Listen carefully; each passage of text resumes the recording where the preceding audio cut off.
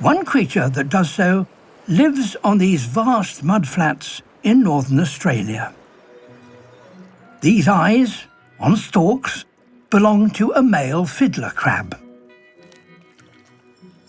And they can see in a way that we cannot. As the tide goes out, the crabs emerge from their burrows. His giant claw is too large to be used in feeding. Instead, he uses it to attract the attention of females by waving it with vigour. The crabs can see objects that are close to them reasonably well. But their long-distance eyesight is not so good. Polarised light can help solve the problem. Viewed with the new specialist camera, the mudflats, which reflect polarised light, are bright, while the unpolarised crabs appear darker against their background. This striking contrast also makes the large claw more obvious.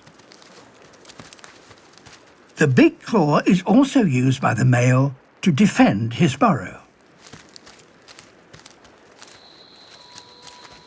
Not everyone heeds the warning.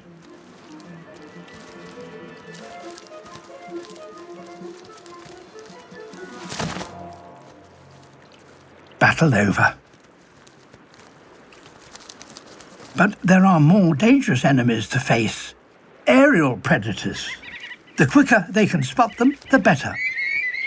And once again, polarised light helps them to do so.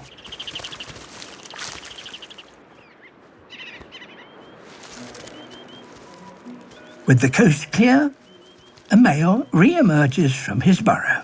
At last, a female. With the tide on the turn, he must work fast to win her over. And close up, his colours come into play. The brightness of his blue back could be the deciding factor. She may not look willing, but the pushing and shoving are all part of the mating ritual. One last shove, and she is in, just in time.